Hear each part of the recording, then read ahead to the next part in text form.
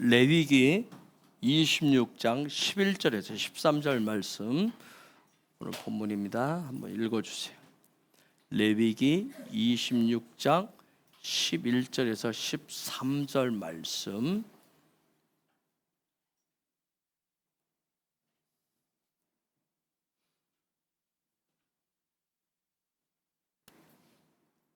누구예요? 레위기 26장 11절에서 13절.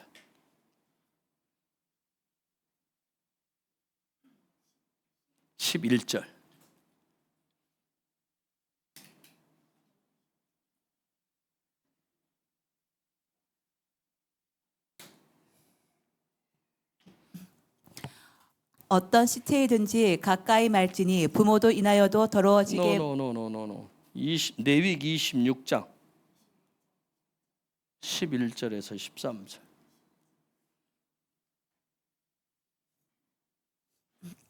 내가 내 장막을 너희 중에 세우리니 내 마음이 너희를 싫어하지 아니할 것이며 나는 너희 중에 행하여 너희 하나님이 되고 너희는 나의 백성이 될 것이니라. 나는 너희를 애굽 땅에서 인도하여 내어 그 동된 것을 명쾌한 너희 하나님 여호와라. 내가 너희 멍에의 빗장막을 깨뜨리고 너희로 바로 서서 걷게 하였느니라. 아멘.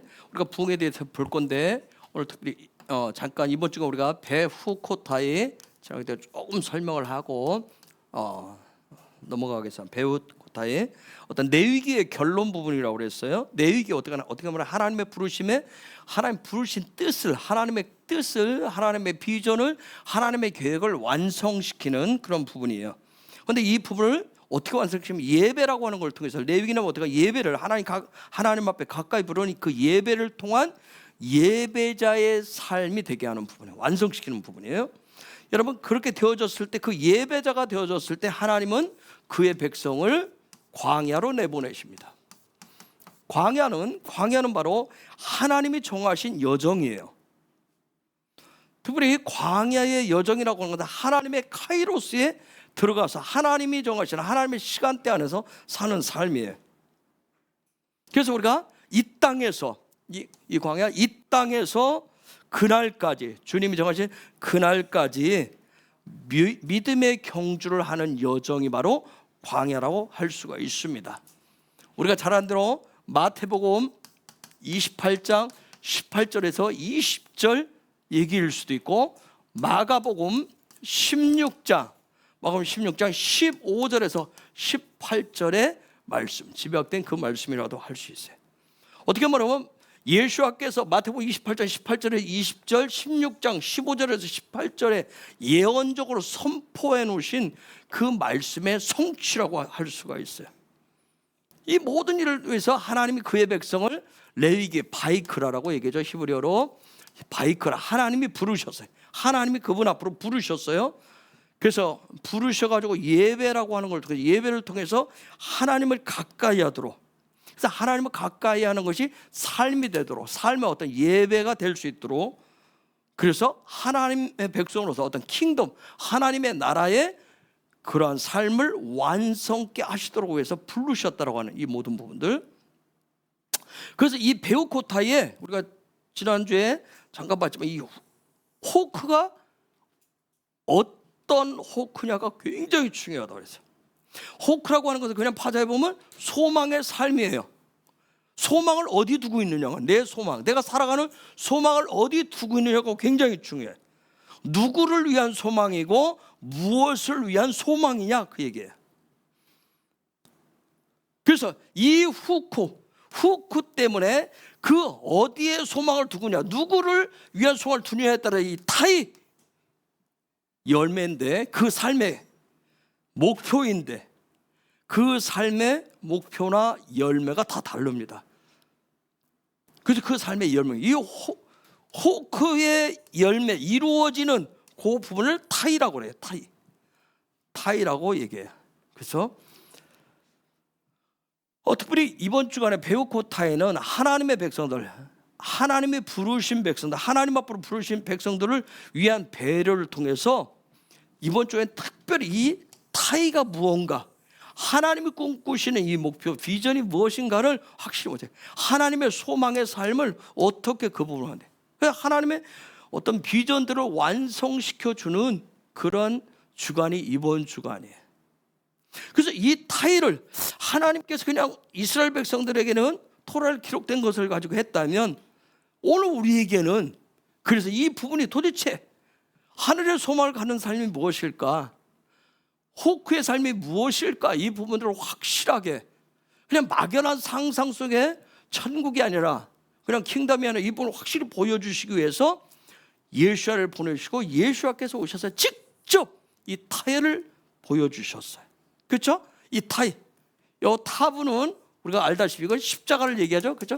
그래서 십자가를 그분이 직접 그분의 십자가로 짊어지고 그분이 직접 골고다까지 올라갔어요. 여러분, 왜 골고다까지 올라갔을까요? 골고다는 바로 이걸 얘기하는 거예요.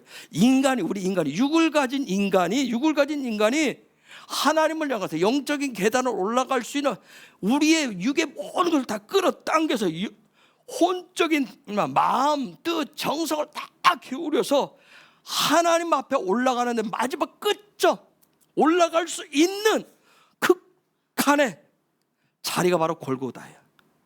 거기까지 예수아가 십자가를 짊어지고 거기까지 가는 모습을 보여줍니다.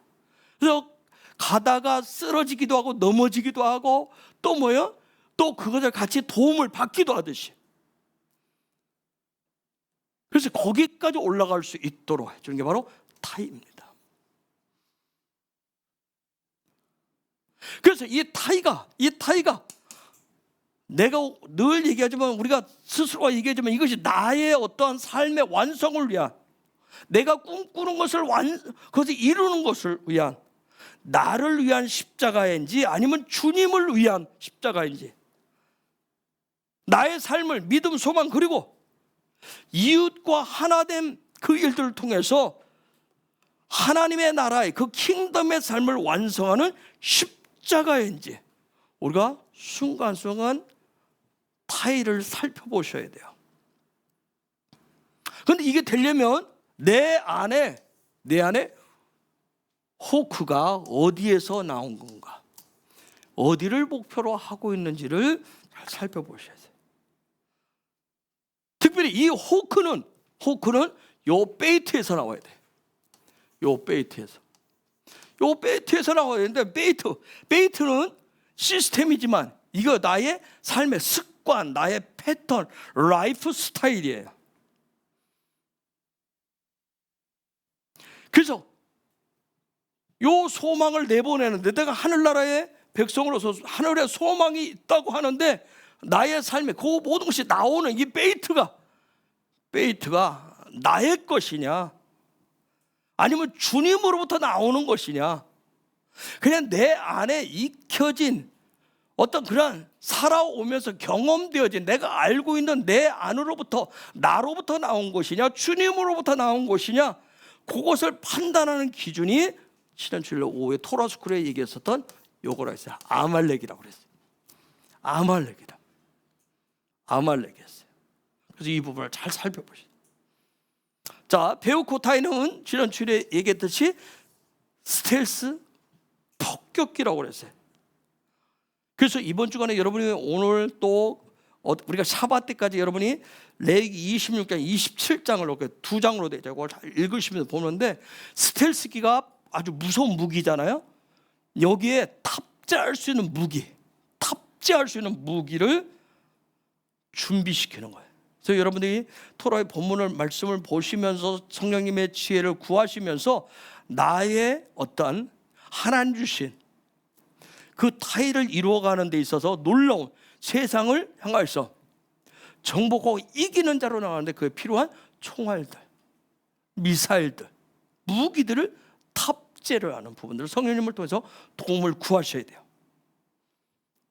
그런데 가장 가공할 무기가 뭐냐면, 무기를 탑재할 수 있도록 스텔스기를 갖춰준 게 오늘 우리가 본문을 읽은 11절에서 13절이에요. 여러분, 스텔스기가 무서운 게 뭔지 아세요? 첫 번째, 적의 레이더에 걸리지 않는다는 거예요. 적의 레이더에 걸리지 않아요. 영적인 예민함을 갖추는 거예요. 영적인 예민함을 탑재하시는 거예요.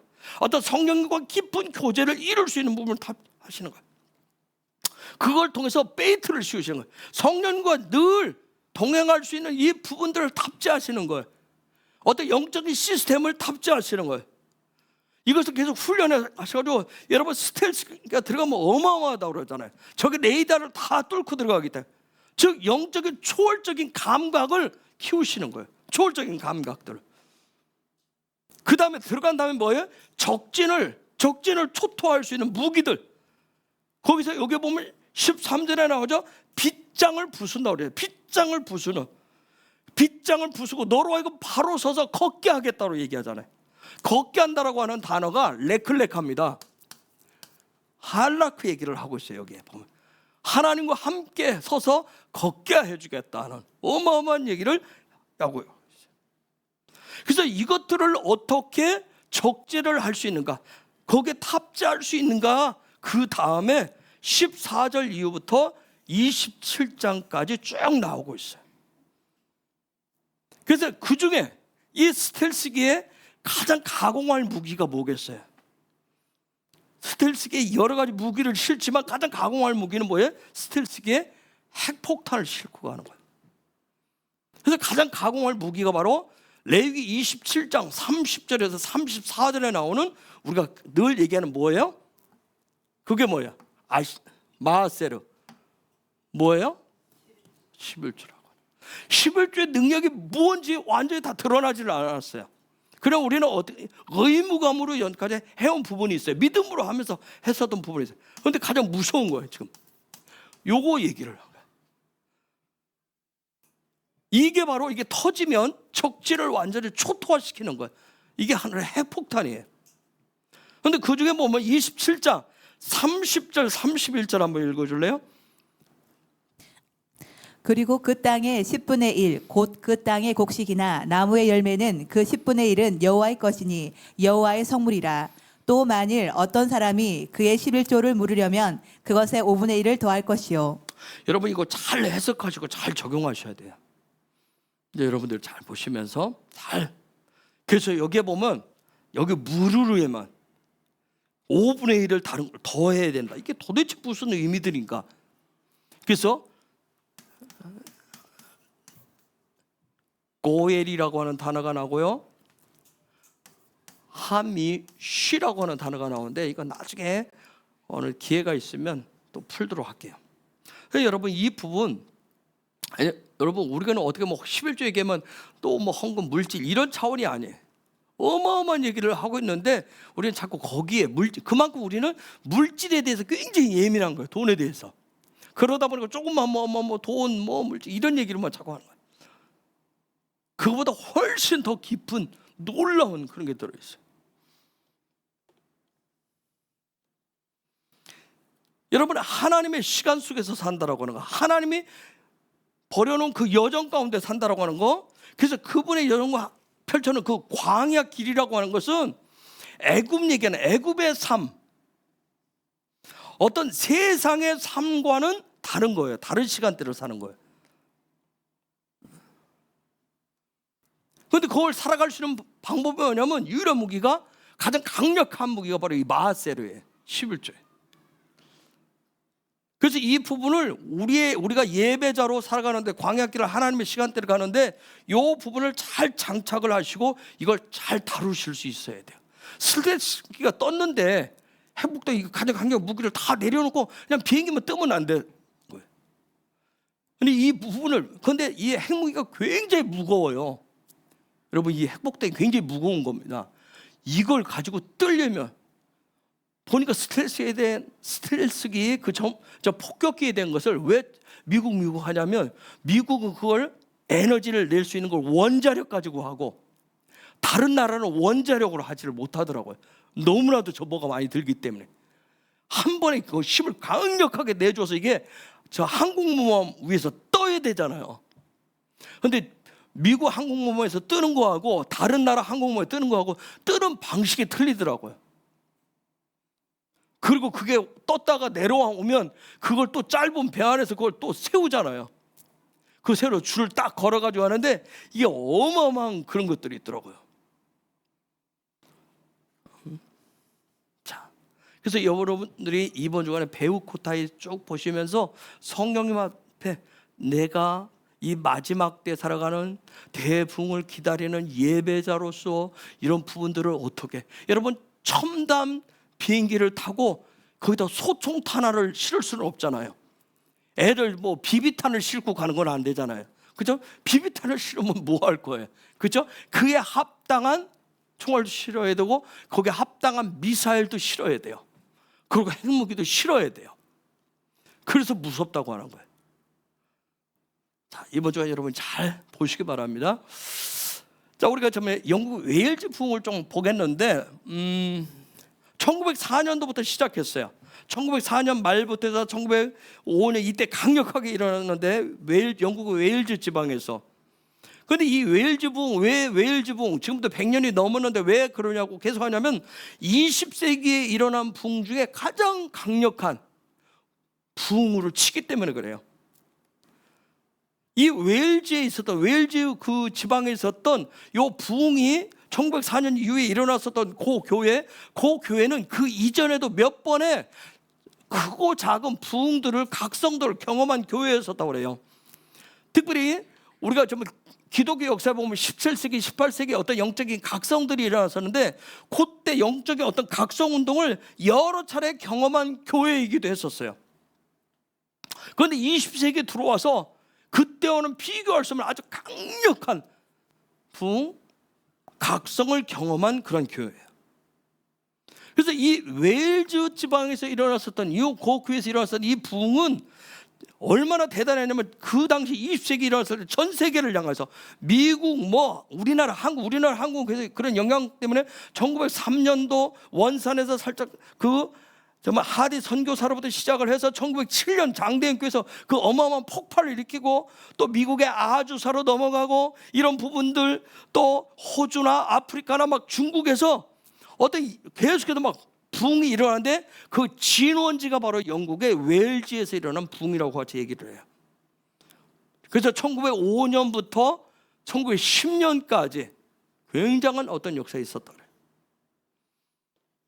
그런데 여러분의 어떤 17세기부터 일어났었던 각성운동, 이런 부흥들을 경험한 그런 교회였었지만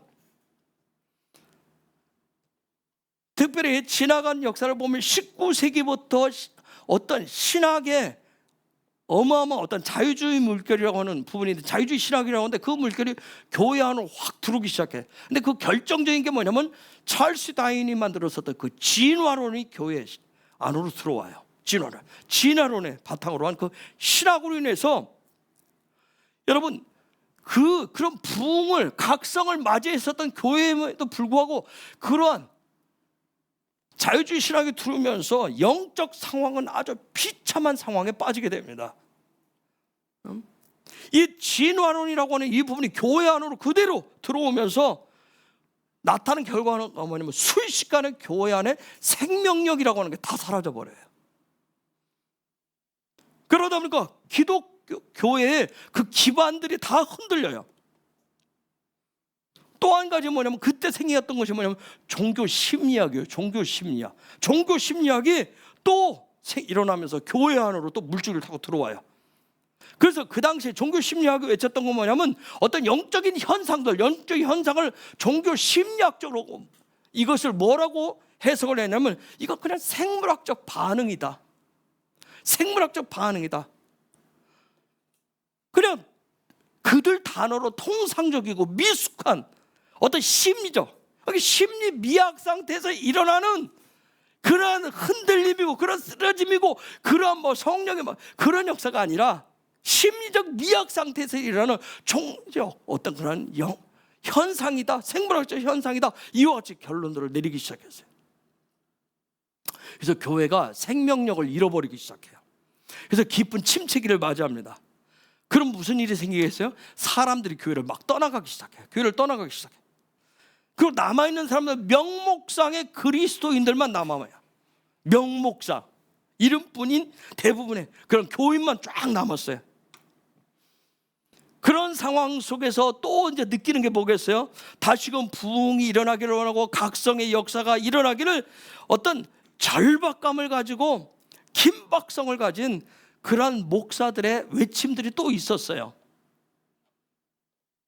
그러나 그 당시에 대부분의 전 세계적인 대부분의 이 강단의 설교는 감성적이고 충동적인 메시지가 거의 절반이 나왔어요. 그래서 그 시대와 어떻게 하면 연합을 할 것인가. 그래서 신학적인 어떤 그런 차원에서 이데올로기와 함께 연합해라. 이데올로기를 놓치지 마라. 그 이데올로기와 함께 시대 속에서 같이 짝을 이루어야 된다라고 하는 외침들이 굉장히 많았어요. 이런 일이 일어나면 누가 인기를 얻는 줄 아세요? 어떤 목사가 인기를 끌까요?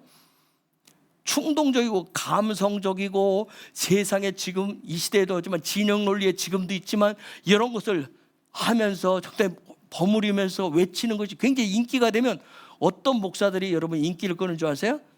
달변가들이, 언변을 잘하는 그런 목사들이 인기가 막 올라갑니다. 그래서 그들의 메시지를 들으면 청중들의 마음이 그냥 감정이 훅 하고 막 그냥 충동이 막 이 안에서 일어나요. 여러분 그거 안 봤죠? 저는 대학 다니면서 봤어요. 이거 외치는 사람들 기가 막힙니다. 앞에서 치면 여러분도 그냥 여기서 다 뭐가 막 올라. 정의가면 불터서 쫙 올라와요. 순식간에 막 사람들이 쫙 올라와서 갑자기 이게 가만히 있던 사람도 손이 올라가서 막 이렇게 하게 돼요. 굉장합니다. 그렇듯이 그런 어떤 언변 달변가들이 막 그런 인기를 막 끌기 시작했어요. 그 당시에 미국에서 아주 잘 나가는 젊은 목사가 하나 있었어요. 이 사람도 굉장한 달변과 언변을 가지고 젊은 목사인데 미국에서 굉장히 인기가 있었어요. 그런데 어느 날 이 젊은 목사가 하나님 앞에서, 이것도 하나님의 은혜겠죠, 하나님 앞에서 서 있는 자기의 모습을 발견해요. 그러면서 하나님 앞에서 이 심령이 깨어진 심령이 돼버립니다. 이 젊은 목사가 굉장히 달변가였다고 그래요.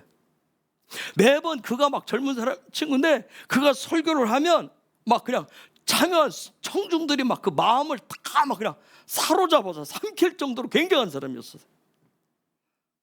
그런데 어느 날 스스로가 하나님 앞에서 자기를 비춰보니까 자기는 참된 목회자가 아니라고 하는 거, 시대를 깨우는, 영혼을 깨우는 선지자가 아니라고 하는 걸 깨닫게 돼요. 그래서 깊은 통회감으로 마음이 가득 채워지게 됩니다. 그런 상황 속에서 이 목사가 성령의 어떤 기름 부으신 성령 충만한 그런 은혜, 그러면서 하나님의 영광들을 경험하는 사건이 생겨요. 그때부터 이 사람이 달라지기 시작합니다. 이전에는 막 청중들의 마음을 감정을 자극해서 막 호소해서 막 끌어대는 웅변적인 설교였었는데 이제는 하나님의 나라에 대한 열정으로 막 이게 타오르기 시작해요. 그런데 이 젊은 목사가 어디 출신이냐면 영국의 웨일즈 출신이었어요. 자기 고향이 웨일즈였어요. 그런데 미국에 와서 목회를 하고 있었어요. 그런데 그때부터 뭐냐면 자기 고향에 있는 웨일즈 교회에 대한 어떤 영적인 부담감이 막 여기서 막 일어나기 시작해요. 그래서 그 당시에 자기가 목회하던 너무나 잘 나가던 교회를 하루아침에 사임을 합니다. 돌아가기 위해서. 부담감을 주었을 때. 이것도 하나님의 어떤 콜링이겠죠. 바이크라겠죠. 그래서 그가 자기 고향 작은 거기에 도시에 왔을 때 웨일즈에 있었던 그 사람들, 그 사람이 얼마나 대단한 목사인지를 알고 있었던 사람들이, 교인들이 깜짝 놀래요. 그 사람이 모든 걸 다 내려놓고 돌아오니까. 근데 돌아왔을 때 보니까 이 젊은 목사 안에 그 사람 속에 그 사람들이 알 수 없는 뭐 이상한 어떤 절박감, 어떤 그런 갈망, 이런 것으로 이 안에 막 가득 채워진 것을 그들이 느낄 수 있었어요. 그가 돌아와서 이제 청중들을 감정적으로 자극을 하지 않습니다. 이전에는 막 달변을 가지고 막 그냥 그들을 격정적으로 막 뭔가를 막 일어서게 하는, 구호하면서 일어서게 하는 그런 부분이었는데 이제는 그런 설교를 하지 않아요. 오직 영혼 구원과 하나님의 백성들의 각성이라고 하는 그 메시지밖에 없었어요. 근데 놀라운 것은 그때부터 그가 설교할 때마다 놀라운 것은 그 안에, 예배 공간 안에 거룩함이 흐르기 시작해요. 성도들은 뭔가 시작해요. 거룩함, 정결함, 이런 기름 부심이 막 흐르기 시작해요. 그래서 많은 사람들이 그가 돌아와서 외치는 저것이 진실된 메시지구나 하는 걸 또 받아들였지만, 반면에 또 많은 사람들은 그 사람의 외침, 그런 메시지를 이해할 수가 없었어요. 심지어 어떤 현상이 되냐면 그런 거룩함들을 얘기하고 하나님 나라 백성들의 어떤 그런 놀라운 어떤 각성, 이런 것을 외치니까 나중에는 적대적인 자세와 태도를 취하기 시작해요, 교인들이. 그런 사람들이 점점 많아집니다. 그래서 갈수록 비방하고 핍박하는 일들이 일어나요. 그런데 이 젊은 목사가, 그 친구가 그것을 포기하지 않습니다. 그래서 이 친구가 어떻게 하냐면 같은 세대 젊은 목사들과 또 청년들에게 계속 외쳐요. 하나님의 임재를, 하나님의 임재 가운데 들어가야 된다고 하는 것. 그리고 그런 갈망을 계속 메시지를 던져요. 그런데 그 젊은이들한테 그게 마음에 어떤 그런 영혼의 그 일들이 일어나기 시작해요.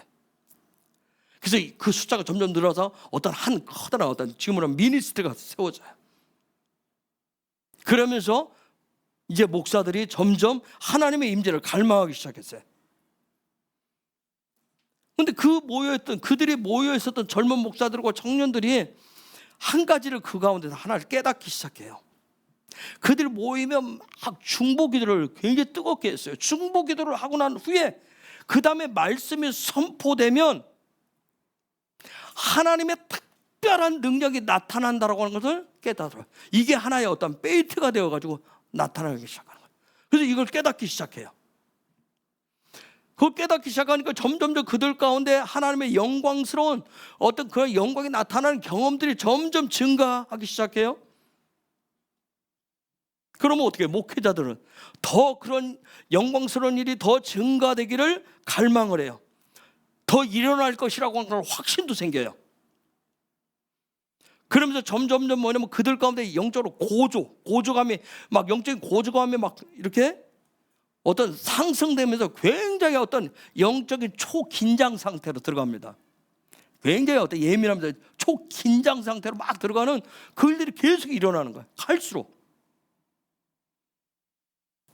그러면서 그들 모두가 느끼는 게 점점점 그들 가운데 어떤 거대한 산이 세워지는다라고 하는 걸 느끼기 시작해요. 마치 성경에는 변화산에, 이제는 그 영적인 어떤 거대한 산, 변화산에 올라가야 될 것이라고 하는 그런 부분들을 그 목회자들이 뭔가 이 속에서 깨달음이 일어나기 시작해요. 그래서 이들이 그 웨일즈 지방에 모였던 그들이 그걸 영역을 넓히기 시작합니다. 1904년 8월부터. 그래서 랜드 리더즈 웨일즈라고 하는 곳에서 컨퍼런스를 시작을 해요. 그때 마이어 박사라고 하는 사람하고 피어스 박사라는 사람이 스피커로 초청을 받아요. 근데 놀라운 것은 그 컨퍼런스에 하나님의 영광이 나타나는 거예요. 하나님의 영광이 임했어요. 근데 그 영광이 너무 압도적이어가지고 그 모든 참여했던 사람들이 한마디 외침만 해요. 계속 만유의 주여, 만유의 주여, 면류관을 씌워주소서, 면류관을 씌워주소서, 이 외침밖에 안 해요. 온 청중이 만유의 주여 면류관을 쓰소서 하면서 온 합창곡이 되어가죠. 합창곡이 되어서 계속 반복해요. 이런 일들이 시작되면서 어마어마한 부흥이 이제 불기 시작돼요. 그런데 놀라운 것은 거기서만 한 게 아니에요. 주님은 또 다른 장소에서 이 부흥의 풀꽃들을 준비하고 있었어요. 아주 뉴케이라고 하는 아주 작은 마을에서 요셉 젠. 킨. 스. jenkins라고 하는 그러한 목사가 있었는데, 이 친구가 설교할 때마다 느끼는 거면 어떤 기름 부으심이 자꾸 증가되는 것이 아니라 기름 부으심이 떨어진다라고 하는 거, 기름 부으심이 없다라고 하는 것은, 성령의 기름 부으심이 없다라고 하는 어떤 심각성을 깨닫기 시작해요. 이 제킨슨이라고 하는 이 목사가. 그러고 나서 이 친구가 거기서 멈추는 게 아니라 주님과의 친밀감을 더 구하기 시작해요. 아주 절박함을 갖고 그걸 찾습니다. 그런 가운데 하나님의 일하시면, 이제 여러분들도 아마 그런 경험도 할 텐데, 저도 그런 경험들인데, 어떤 부분들이 열리면 하나님의 다양한 것들을 막 말씀하고 쏟아지게 하는 경우가 있어요. 그런데 그 당시에 지금까지도 유명한 분인데, 앤드류 목사님이라고 하시는 분이 계세요. 그분의 책이 굉장히 많은데 그 중에서 어느 날 눈에 확 들어온 게 있었어요. 그게 무슨 책이냐면, 기도 학교에서 그리스도와 함께하는, 기도 학교에서 그리스도와 함께라고 하는 요 작은 책을 만납니다. 그리고 이 목사가 절박한 가운데 그 책을 여는 건데, 그 책을 읽을 때 어마어마한 감동, 막 성령 기름부심 막 받아요. 여러분, 성령께서 우리에게 어떤 기름 부으시고 우리를 인도하실 때 보면 그냥 가만히 있는데 막 계시로 막 뭐야 뭐 이거다 저거다만 그렇게도 하실 수 있고, 또 보여주실 수 있고, 다른 방법 할 수 있지만, 또 그 말고도 또 계속해서 오는 게 뭐냐면, 어떤 부분에 하나님 특별하게 인도하시면, 저 같은 경우는 어느 것을 제가 토라를 처음에 얘기했을 때 여러분이 알다시피 안 할 거예요 막 몇 개월을, 저는 항상 그랬잖아요. 안 할 거예요 막 버티다 결국은 제가 그분 앞에 수긍을, 그러면 수긍한 그날 그 순간부터 갑자기 어디선가 사방에서 막 책들이 날라오기 시작해요. 우편물로 막 날라와요. 그러기 전까지는 그런 일이 없어요. 그리고 어느 날은 갑자기 막 저번에 어떤 동영상들이 막 떠오기 시작하고, 어느 날은 책이 있는데 책에서 어느 날은 책이 갑자기 어느 책 제목에 확 들어오기 시작. 제가 이제 9월 오키나와 가기 위해서 이제 강의안을 준비해야 되니까, 그 강의안 준비하는 게 부담감이 없어요. 이전에 집회할 때 그냥 그때 나가서 했는데, 이번엔 강의안을 줘야 된다고 그래서 강의안 준비하려니까 신경이 굉장히 많이 써요. 근데 제가 이제 여러 가지 책들을 그래서 막 지난 한 달 반 정도에서 집중적으로 해서 굉장히 좀 많이 봤어요. 그런데 제가 어저께부터 새로운 책이 아니지, 이전에 몇 년 전에 제가 봤었던 책이 있어요. 이만큼 두꺼운 책인데, 제가 그 책을 보고 너무 감동이 되어져가지고 그때도 하나님 발견케 하셔요. 그래서 제가 친구 목사들한테 선물을 다 했었던 책이에요. 근데 그 책을 다시 꺼냈어요. 제가 그 앞에 어저께 봤는데, 역시 하나님이 특별하게 그 앞부분에 서론이 나와요. 서문에 그 목사가 이게 하나님의 어떤 부분을 통해서 계속 써라 해서 버티다가 쓰게 된 책이에요. 근데 그런 책은 지금도 그렇게 활자로 된 책 읽어보면 기름 부음들이 확 와요. 그래서 하나님은 지금도 성령께서는 전혀 생각지 않은 방법을 통해서, 책이나 사람을 통해서 계속 일을 하시는 거예요. 그래서 앤드류 목사의 그 책을 발견한 이 젠킨스라고 하는 이 목사는 교회는 다니고 있는데 아무런 어떤 영적인 감각도 없고 마음에 차갑게 냉담하게 식어진 그 청년들에 대한 부담감을 여기에 꽉 갖게 돼요. 그래서 그거 어떻게 하면, 저 청년들을 깨우겠다라고 하는, 청년들한테 뜨거운 열정 주겠다라고 하는 것을 하나님 앞에 약속을 해요.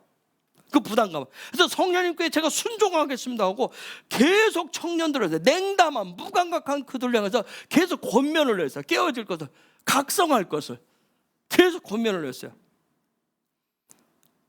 그런데 놀라운 것은 뭐냐면, 이게 하나님 뭔가 하실 때는 뭔가 그냥 단순하게 그런 일이 한 거예요. 이 젊은 목사가 이 일을 시작하는데 뭔가가 준비가 된 것처럼 느껴지기 시작하는 거예요. 마치 마른 장작이 이렇게 쌓아놨는데 높이 쌓여가지고 불만 붙이면 될 것 같은 뭔가가 이 안에서 자기 안에 어떤 그런 일이 일어나는 거예요. 마치 자기 이전에는 봤을 때는 굉장히 냉담하고 막 차가운 그런 청년들, 그냥 교회만 왔다 갔다 하는 그런 청년들을 했는데 하나님의 어떤 그런 부담감을 주고 자기가 성령님께 순종하겠습니다 그와 같이 하는 순간부터 뭔가 청년들한테 뭔가 준비가 되어 있는 것 같아요. 마른 장작처럼 쌓여있어서 불만 딱 붙이면 불이 확 붙을 것 같은 뭐가 일어나는 거예요. 마치 캠프파이어 여러분 해보셨죠? 그 점화만 하면 될 것 같은 그런 상태였어요. 그런 상황인데 여러분 놀라운 것은 웰즈 보면 누구도 예상치 못한 곳에서 붕의 불꽃이 점화가 확 일어납니다. 주일을 됐어요. 주일 맞이해서 이제 예배하고 저 청년부, 우리로 말하는 청년부, 그 청년부 모임이 있었는데 주일날 청년들이 모여서 기도 모임이 있었어요. 근데 이 젠킨스라고 하는 이 목사가 영적 체험에 대한 스스로의 간증을 했어요. 그리고 또 뭐라 하냐면 청년들한테 여러분도 영적 경험이 있느냐, 그것을 좀 간증하겠느냐 했는데 이 청년들이 너도나도 냉담했던 얘들 너도나도 손을 들었어요. 근데 그 중에서 어떤 놀라운 어떤 회심을 경험한 지 얼마 안 되는 아주 에반스라고 하는 플로리 에반스라고 하는 작은 소녀가 있었는데 그 아이가 손을 번쩍 들어요. 그래서 이 목사가 그 아이를 지명을 해요. 그 소녀가 아주 떨리는 목소리로 한마디를 합니다. 저는 예수 그리스도를 온 마음으로 사랑해요. 그 한마디만 했어요. 이 단순한 말 한마디에 요 짤막 이 말 한마디에 많은 청년들의 그 심령의 불을 확 붙여버립니다. 막 장작더미에 불이 확 당기잖아요. 순식간에 성령의 불이 확 붙어요. 부흥은 그런 거더라고요. 작년에 에즈베르의 부흥이 일주일 있었죠. 거기다 보면 그때도 한 청년의 그런 고백.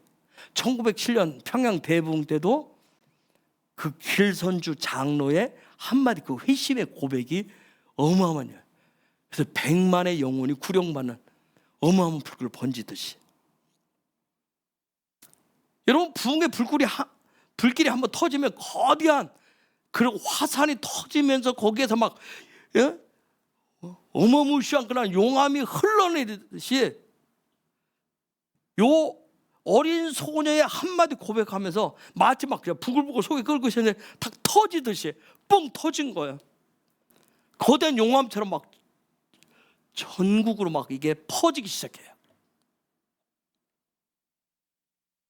그래서 순식간에 수천 수만 명이 성령의 증인으로 예수와의 증인으로 막 모두가 다 불타올랐어요. 그러면서 막 부흥의 문들이 사방 다 열리게 됩니다. 그래서 젊은 청년들을 중심으로 해가지고 예배팀이 영국의 남부 그 남쪽 지방의 모든 곳에 예배를 다 감당하기 시작해. 인도했어요. 그런데 불이 막 이 붕의 불이 계속 증가되어서 근데 이런 일이 일어나면 그게 모두가 박수 치는 일은 아니에요. 이것을 방해하고 가로막는 세력도 또 일어납니다. 청년들이 일어난 게 또 다른 어떤 여러 가지 장애물들이 굉장히 있었어요. 물질적인 부분이 있고 사람이 있고 여러 가지 부분들이 있었어요. 그런데 놀라운 것은 한번 불이 붙으니까 그런 한계들을 이 청년들이 다 뛰어넘기 시작해요. 그러면서 수많은 컨퍼런스가 막 열려요. 그런데 주제는 딱 하나였어요. 주제는 심령의 거룩함과 성령 안에서의 삶이었어요. 요 딱 한 주제뿐이었어요. 이 일로 인해서 수많은 목사들이 부흥의 불길을 가지고 불씨를 안고 다 잃었습니다. 그러니까 막 마지막 하늘로부터 막 그냥 불길이 더 타오르도록 그냥 휘발유를 붓는 것 같았던 거예요. 영광의 파도가 막 몰아치기 시작. 아마 마지막 대부흥은 쓰나미는 그거와 비교할 수 없는 어마어마한 일들이 일어나게 될 거예요.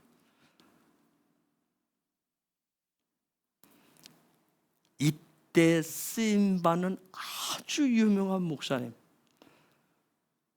장로교, 보수주의, 한국 기독교, 한국교회 안에서 보수주의 잇따라오는 모든 목사들이 그분처럼 되기를 원하는, 그런 목사가 되기를 원하는 분, 이때 모든 이 부흥의 방점을 꽝 찍는 분이 생겨요. 그게 바로 로이드 존스 목사님이에요. 오늘도 제가 보니까 페이스북에 제 페이지 중에 어떤 젊은 목사가 지금 영국의 부흥지를 다니고 있더라고요. 근데 오늘 딱 올라온 거 보니까 로이드 존스 목사님이 영국의 웨스트민스터 처치에서 목회를 했거든요. 그분 교회 가서 오늘 그 얘기를 하는 걸 딱 동영상 올려놨더라고요.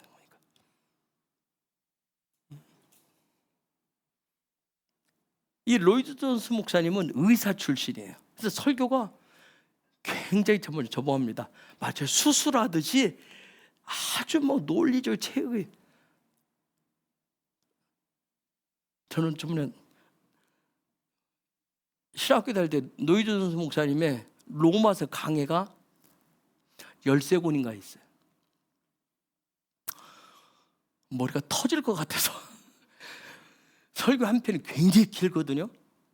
활자로 된 것이 그 정도 길면 아마 그거 그대로 갖다 설교 원고 갖다 그대로 읽어도 서너 시간을 읽어야 돼요.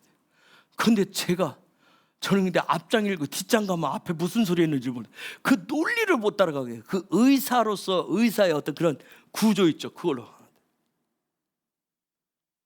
근데 그분이 그 당시에 메시지를 전하면 어마어마했던 거예요. 그 메시지가. 막 그 메시지 때문에 수많은 사람들이 활발 타올랐어요. 마치 의사가 수술하더니 심령골수를 다 막 말씀을 다 수술을 해버리는 거예요. 여러분, 하나님은 타이밍을 기가 막히게 맞추십니다. 하나님 타이밍 기가 막히게 맞아요. 아주 막 그런 불길이 타오르니까 불타는 복음 전도자를 일으켜가지고 부흥의 불길이 막 거기서 꺼지지 않고 더 번지게 만드셨어요. 이런 일이 일어난 게 사람들이 여기저기에서 막 삶의 자리가 이미 무너져 있었거든. 무너진 삶 속에는 어떤 그런 장애물들을 막 제거하기 시작해요. 일어나기 시작합니다. 그러면서 그들이 온전히 예수 그리스도에게 완전히 굴복해요. 그리고 성령의 충만함을 막 구합니다. 그러면서 하늘에 그 수문이 활짝 열려가지고 막 성령의 폭발적인 그런 물길이 막 계속 부어지는 그런 역사들이 계속 일어나요. 그렇게 되니까 다시가 교회가 어떻게 되겠어요? 인산인해를 이루기 시작해요. 인산인해를 이룹니다. 그런데 이게 단순한 게 그냥 예배 한 시간 모이는 것이 아니라 주일에 온 것이 아니라 모인 것이 아니라 밤마다 그냥 다 모여드는 거예요. 밤마다. 근데 모일 때마다 이상한, 그들이 수많은 사람들이 모이는데 모일 때마다 이상한, 그들도 어떻게 표현할 수 없는 이상한 영적인 힘이 그들을 사로잡았던 거예요. 거기에는 목사가 있든 없든 상관이 없었어요. 예배는 그냥 사람들에 의해서 직접 그냥 하나님 앞에 올려졌어요. 어느 때는 아침이 시작해서 오후를 넘어서 저녁 한밤중, 늦은 한밤중까지 그냥 예배가 계속되었어요. 그것뿐만 아니라 막 길거리에서 일어나죠. 길거리에서도 예배하죠. 막 각 가정에서도 예배하죠. 그거 막 심지어 그 당시에 기차가 대중교통이니까 기차 안에서도 막 그냥 예배도 일어나죠. 공항에서도 뭐 공장에서도 일어나죠. 뭐 이런 보면 노동자들이 있는, 그 당시에 광산이 굉장히 발달했는데 광산으로 이 복음이 막 흘러 들어가기 시작했어요. 어떤 성령께서 깨우시는, 각성시키는 그러한 놀라운 것들을 막 영적인 경험을 하는 그리스도인들이 막 일어나면서 또 그 가운데 예수 그리스도를 막 구주로 영접하는 회심한 그러한 사람들이 굉장히 일어났어요. 그 모든 사람들이 그냥 거리마다 어디든지 모이면 막 거대한 찬송가를 부르고 막 그런 행렬들이 막 일어나는 거예요. 거리에서. 그래서 이렇게 찬양을 부르고 어떤 그런 뭐 태극기를 흔들면서 아니 어떤 구호를 외치면서 거리를 행진하는 게 아니라 찬송가를 부르면서 하나님을 찬양하면서 막 각 도시에서 여러 도시를 가로지르면서 행진하는 일들이 막 벌어집니다.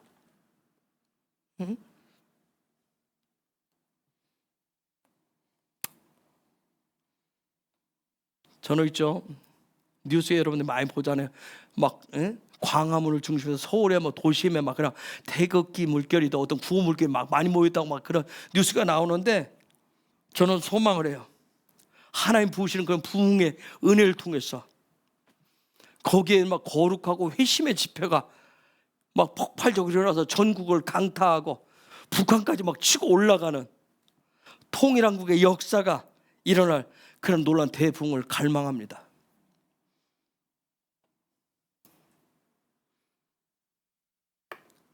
근데 웨일즈라고 하는 작은 도시는 아주 작은 도시였는데 이미 수만 명이 막 회심자들이 막 일어나서 도시 자체가 완전 다 뒤집어진 거예요. 근데 그러다 보니까 영국 전역으로 예배의 그런 모임들이 뭐 확 번져가 버렸어요. 근데 놀라운 건 뭐냐면 그런 일이 일어나니까 성령께서 각 모임들이 있었던 곳에서 성령이 다 한 번에 연결을 다 하셨어요. 이게 하다 보니까 영국을 넘어서 울타리를 넘어서 전 세계로 그 부흥의 불길이 막 옮겨가기 시작하는 거예요. 저는 저번에 밖에 나가면 그렇게 얘기합니다. 마지막 엔타임의 대부흥이 오면, 특별히 통일한국에, 우리나라 여러분한테도 얘기했는지만 통일한국이 되었을 때 우리는 여기서 봤는데 부흥이 일본 땅에서 올라오면 우리 여기 받아서 여기서 토스하면 쫙 해서 마치 추리에 불이 들어오듯이 성령의 불이 쫙 들어와서 한반도 전체를 밝히게 되는 역사가 일어날 것이라고.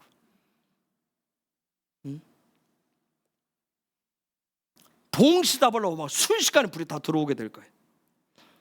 그래서 하늘의 영광의 빛으로 환하게 이 한반도 전체를 밝히게 될 거예요. 요즘 계속 뉴스 나오는 거 아세요? 북한에도 지금 불안하다는 거. 여러분 뉴스 요즘 여러분 TV 뉴스 보시는 분들 혹시 봐요? 요즘 김정은 체제 굉장히 불안하다는 게 나온다고. 오늘 또 제가 아까 어떤 인터넷 뉴스에 보니까 김정은의 그 중요한 핵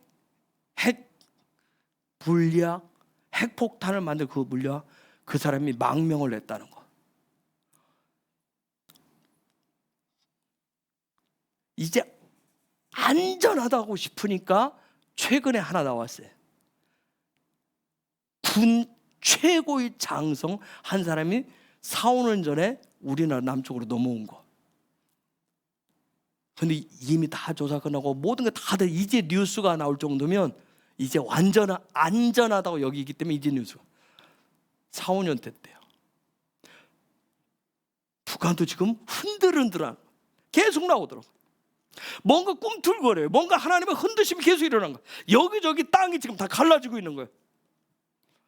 오늘 뉴스에도 나왔대요. 북한에서 260개 풍선들이 날아왔는데 오물들이 가득 차 있었다고.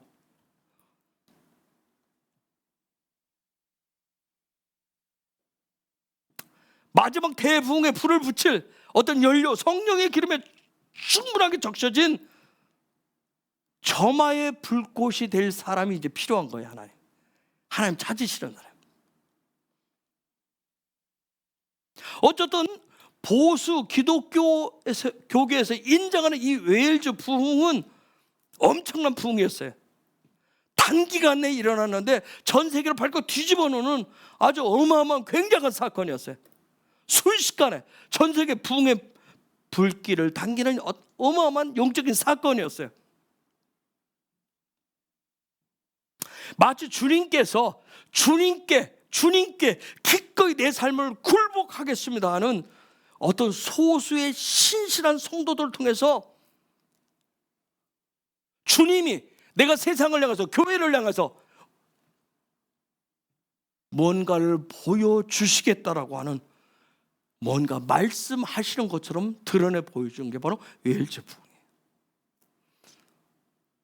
우리가 9월에 오키나와 시작은 작은 걸로 시작했는데 어제도 그 헤븐즈 목사님 그 통역하시기로 한 선교사님 통해서 또 연락이 왔더라고요. 어떤 다른 부분에 그래서 같이 기도하겠습니다. 어쨌든 하나님이 하실 어떤 일들을 갈망하고 또 기대감을 가지면서 기도하면서 앞으로 남은 시간들을 하면서 가기를 원하는데, 어쨌든 1904년부터 시작된 웨일즈 부흥은 사람들에게 굉장히 충격파를 줬던 거예요. 그 얘기는 뭐냐면 1900년대 우리는 살아보지 않았지만 그 당시는 굉장히 어두웠었어요. 그 당시에 왜 어두웠냐면 그 당시에 모든 사회적 현상은 놀자판이었어요. 놀자판. 마치 우리도 지금 어떤 시대 같아요? 놀자판 같잖아요. 놀자판이었어요. 그 당시에 술집이 얼마나 많이 증가를 했는지 몰라요. 또 하나는 술집만 증가한 게 그 당시는 지금처럼 스포츠 경기, 그 다음 투사들이 또 동물도 싸워서 하는 이런 부분들, 이런 게 굉장히 활성화가 돼 있었어요. 그것만 있겠어요? 그런 거 있으면 또 뭐가 있어요? 거기에 서로 뭐 하는, 돈을 거는 도박, 또 매춘, 이런 것들이 굉장히 했었어요. 그래서 사람들의 영혼들을 다 지배하고 있었어요. 그런 일만 있나요? 그런 일이 생기면 살인들이 일어나요. 강간들이 일어나요. 폭력, 이런 일들이 그냥 다반사로 일어났었어요. 마치 죄악의 구덩이가 있는데, 구덩이 그 안에 가득 들어있는 막 썩은 시체들이 있는데, 거기에 바글바글한 막 그냥 벌레들이 있는데 마치 그것이 뚜껑이 열린 것처럼 보여줬어요. 그런 가운데 놀라운 한 사람, 복음의 불을 켜야 될, 그 점화시켜야 될 한 사람, 하나님 찾은 한 사람이 나옵니다. 에반 로버츠라고 하는 이 청년이 복음의 빛을, 영광의 빛을 비춥니다. 이 친구는 목회자가 아니었어요. 가난한 집안에 태어난 노동자였어요. 가난한 광부의 아들이었어요. 그래서 학교를 제대로 못 가고 9살 때부터 탄광에 가서 일을 했어요. 그런데 신기하죠? 하나님 주신 은혜인가 봐요. 9살 때부터 탄광에서 가서 일을 하는데, 그 아이 속에는 뭐냐면 9살짜리인데 나도 설교하고 싶다는 마음이 있었어요. 계속 이게 일어나는 거예요. 불타는 열정이 이 속에서, 나도 설교하고 싶다는 그 열정이 이 속에도 막 타올랐어요. 그 당시에 다른 아이들은 뭐 하고 싶은데? 돈 벌고 싶은 거예요.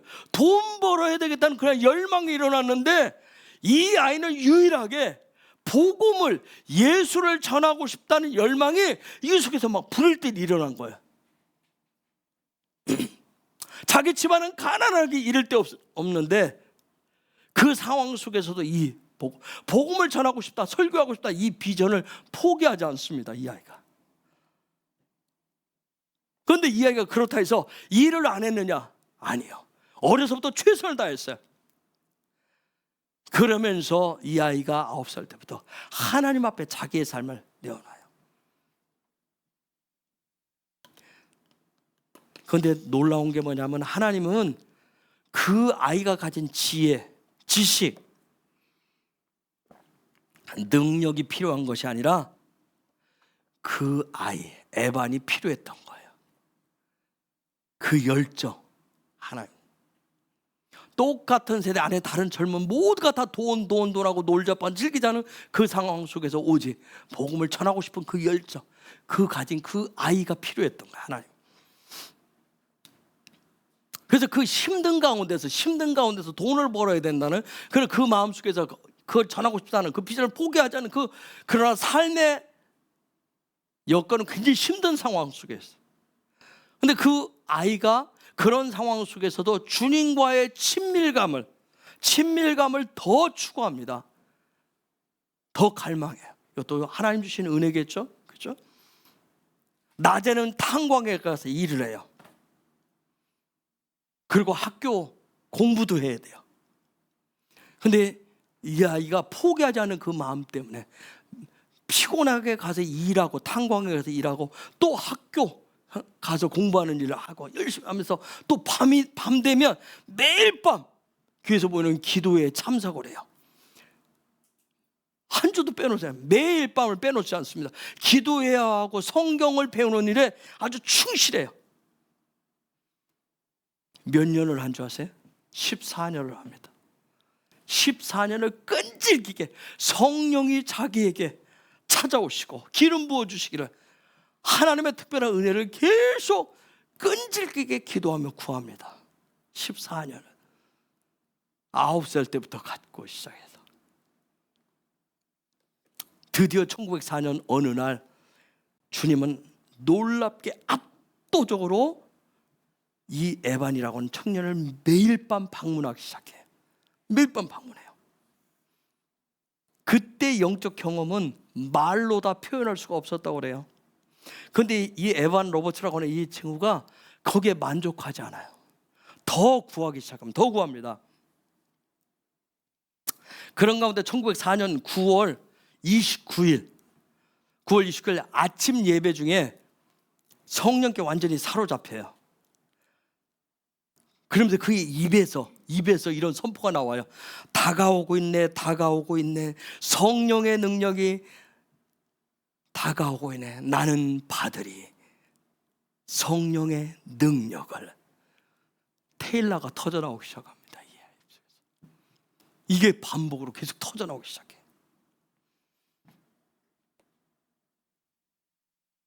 그래서 저녁 7시 예배, 그러니까 어떻게 해서 계속 있었겠냐. 저녁 7시 예배 중에 완전히 이 청년이 에반 로버츠가 주님께 완전히 다 무너져요. 그리고 이 한 가지만 외칩니다. 오 주님, 나를 구부려 주소서, 나를 구부려 주소서 라고 계속 반복해서 외쳤어요. 그날 밤 에반 로버츠가 나중에 고백합니다. 갈보리의 사랑을, 십자가의 사랑이 무엇인지를, 아버지께서 그 갈보리에서 향한 그 사랑을, 십자가의 메시지가 무엇인지를 그 마음에 확실하게 깊이 있게 새기게 되었더라고 고백을 해요. 그 사건 이후로 그 젊은 20대 초반에 그 얼굴은 영광의 빛으로 빛이 나기 시작해요. 그리고 그가 입을 열어 예언하기 시작합니다. 뭐냐면 웨일즈가 한 번도 경험치 않은 가장 강력한 부흥을 보게 되리. 성령께서 지금 일하신다. 우리는 준비해야 한다. 우리는 작은 무리들을 모아서 온 나라를 돌면서 복음을 전해야 된다. 이렇게 예언합니다. 그리고 10월 30일 그 주일이에요. 그날 밤에 담임 목사님한테 부탁을 해요. 이 친구가 주일 밤 예배 마치고 청년들 좀 남아있게 해달라고 부탁을 합니다. 그런데 16명의 어른들과 한 명의 어린 소녀만 남아요. 청년들 좀 남아달라고 광고를 했는데 청년들 다 가버리고, 그걸 봤을 때 이 마음에 뭐가 들었겠어요? 실망감이 들어요. 실망감이 졌지만, 근데 그 실망감이 들었지만 에반 로버츠가 뭐라고 얘기하냐면 그들 가운데 곧 웨일즈의 부흥이 임하고 수많은 청년들이 구원받게 될 것이고 강력한 부흥이 일어날 것이라고 그 자리에서 얘기를 합니다. 그렇게 얘기했을 때 어린 16명과 어린 소녀가 받았을 때는 어떻게 했을 것 같아요? 그날 밤은 그렇게 전해져요. 16명이 하는데 웬 생뚱? 모두가 다 얼굴이 뭐예요? 차갑게 그냥 있는 거예요. 냉랭하게. 얼굴에 웬? 공기가 냉랭했다고 그래요. 그 상황 보니까 이 에반 로버츠의 마음에 무슨 유혹이 들어오냐면, 부흥이 올 것이라고 하는 요 얘기는, 요 메시지는 이거 내가 망상을 꿈꾸는 거야. 내가 그냥 공상을 하고 있는 거야. 너의 생각일 뿐이야. 그렇게 말하고 싶으면 유혹이 같이 밀려왔다고 그래요. 모두가 다 냉랭하니까. 부흥을 얘기해도 냉랭하면 그런 마음이 쫙 밀려왔더래. 그래서 그날 밤에 과연 하나님 주신 그 메시지를 나눌 것인가, 아니면 제가 기도하다가 뭐 그런 소리 들었는데 이건 제가 그냥 제 마음속에 그냥 저 혼자 떠올랐던 생각이에요, 그냥 공상이에요, 저는 그냥 저 생물학적 현상에 의해서 생긴 제 심리적인 연약감 속에서 생긴 제가 원해서 했었던 그런 마음이었어요 하고 이 소리를 말할 것인가, 요 두 가지가 왔다 갔다 했어요.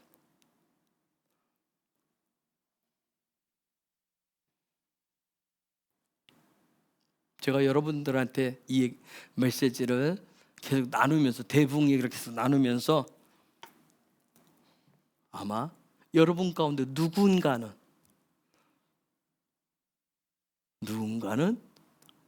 어느 자리에, 어느 위치에 서 있을지 모르겠어요.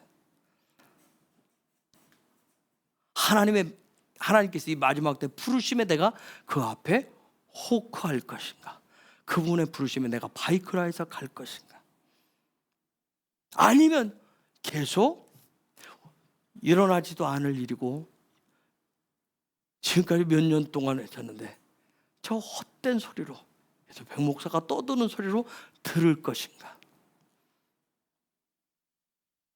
에반 로버츠라고 하는 이 청년, 내가 웰즈 그 역사를 이렇게 보다가 오늘 찾은 거예요. 에반 로버츠도 그날 밤에 그 기로에 섰다고 그래요. 어떻게 할 것인가 순간, 모두가 냉랭하게 있으니까.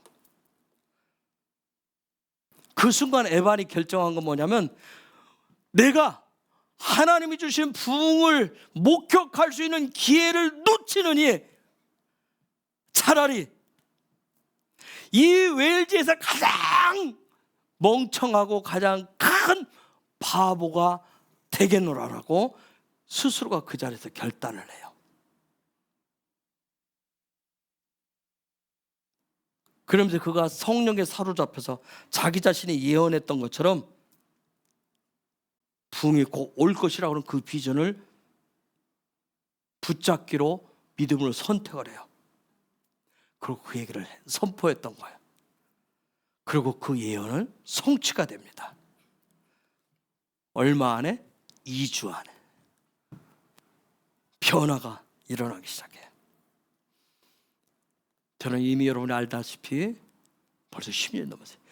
그런 날짜도 기억해요. 2012년 5월 12일 말씀하셨다.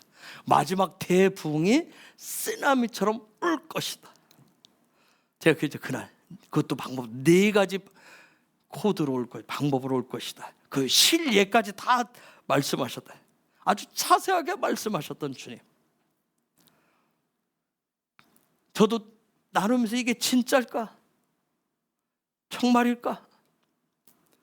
내가 허황된 소리를 하는 것이 아닐까 하는, 하면서도 제 속에서도 하고 난 다음에도, 근데 이후로 그때마다 제가 가장 연약해질 때마다 여러 메신저들이 외쳤던 게 부흥은 쓰나미로 곧 옵니다, 영광의 쓰나미로 옵니다 하는 외침들이 사방에서 밖으로부터 있었어요. 저는 여러분과 함께 이제 임박했노라고 외치고 있어요. 10년 넘게 제가 외쳤어요. 이제 곧 임박했어요. 제가 그 뒤에 외쳤던 게 일본에서 시작될 거라고 그랬어요.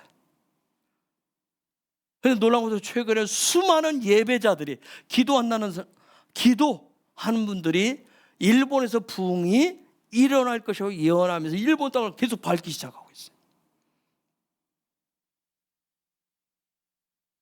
에반 로버츠라고 하는 이 친구가 목회자도 아니었고 청년이었는데, 아까 가난한 광부의 아들로서 그 일을 했고 기반이 없었어요.